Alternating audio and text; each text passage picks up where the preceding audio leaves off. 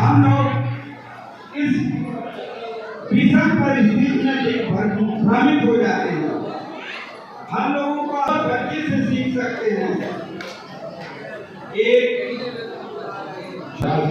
करते हुए आज B.R. अम्बेडकर जी के जयंती के अवसर पे इस कार्यक्रम की अध्यक्षता कर रहे थे सम्मानित मुख्य अतिथिगण, सम्मानित विशिष्ट अतिथिगण और इस कार्यक्रम के सुचारू रूप से संचालन कर रहे भाई राजेंद्र जी, तमाम हमारे दूर दूर से आए हुए हमारी माताएं, बहनें, नौजवान साथियों, मैं सबको जय माता डॉक्टर भीमराव अम्बेडकर की जयंती के अवसर पे आप सबको बहुत बहुत बधाई देना चाहता हूँ।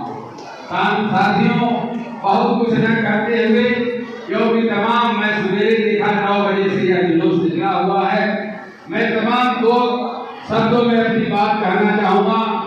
बाबा साहब भीमराव अम्बेडकर ने जो संविधान रचयिता कहे गए, जो संविधान बनाया उन्होंने, आज संविधान के आधार पर वो संविधान का देन है कि हम और आप आज इस बीच में बैठ के बाबा साहब की जयंती मनाने का काम कर रहे हैं। इसलिए साथियों मैं कहना चाहता हूँ, बाबा साहब ने कहा था संघ शक्ति कली में आप संगठित हो, आप शिक्षित हो, तभी इस देश का विकास संभव है। मैं कहना चाहता हूँ, बाबा साहब ने यह नारा दिया था कि साथियों आप एक मंच पर एकत्रित होकर तमाम विश्वास भाई श्याम यादव जी ने तमाम चीजें आपसे कहीं न कहीं प्रकाश डालने का काम किया। बाबा साहब ने यह संदेश दिया था कहीं न कहीं कि आप एकत्रित हो, संगठित हो। बाबा साहब संविधान जब लागू नहीं हुआ, इसके पहले वो व्यवस्था जो छुआछूत थी, तमाम आजाद हिंदुस्तान की राजनीति में या कोई राजनीतिक मंच नहीं है। इसलिए मैं कहना चाहता हूँ, आज भी बाबा साहब के संविधान को पूर्ण रूप से कहीं न कहीं हिंदुस्तान में लागू नहीं किया गया। मैं कहना चाहता हूँ, बाबा साहब ने वो अधिकार दिया कि जो अधिकार एक राजा के बेटे का हुआ करता था, ये वही अधिकार एक गरीब के बेटे का हुआ करता था। साथियों, आज शिक्षा, आज आरक्षण, आज संविधान कहीं न कहीं हमारा खतरे में है। मैं तमाम बाबा साहब के अनुयायियों से कहना चाहता हूँ कि कहीं न कहीं जो पढ़े लिखे तमाम जो संगठित लोग हैं, जो यूनियन से जुड़े हुए लोग हैं, कहीं न कहीं एक जागरूकता पैदा करने की जरूरत है। जो अधिकार बाबा साहब ने हमें और आपको दिया, इस संविधान को पढ़ने की जरूरत है और अपने अधिकार को समझने की जरूरत है। इसलिए मैं कहना चाहता हूँ कि साथियों, तमाम हमारी माताएं, बहनें, नौजवान साथियों, कहीं न कहीं जो आरक्षण जो हमारे पिछड़े दलित तबकों का, वह बाबा साहब का देन है। आज बाबा साहब नहीं होते तो शायद इस मंच पर बैठ के हम और आप इस कार्यक्रम को सफल नहीं कराने का काम करते।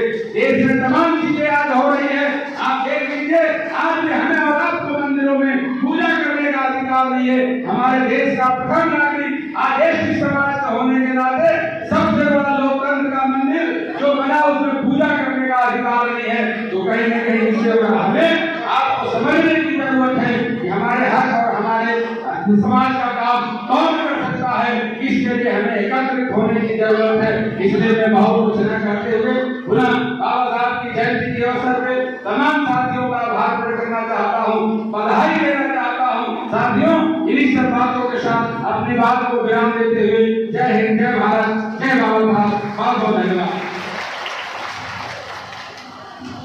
बहुत बढ़िया प्रभु जी। और मैं अगले वक्ता के रूप में हमारे बीच में ऐसे ऐसे वक्ता रहे कि जो 2-3 घंटा तक भाषण देते रहेंगे और लोग समय कम है, क्योंकि मैंने पहले बताया कि सुबह से ही हम लोग बिना खाए हुए सब लोग बैठे हुए हैं। तो मैं अगले वक्ता के रूप में पूर्व विधायक श्रद्धेय परमेश्वर दयाल सदर राष्ट्र सदस्य से आग्रह करता हूँ कि आप आए और 5 मिनट अपने विचारों से समय का ध्यान रखते माननीय विधायक।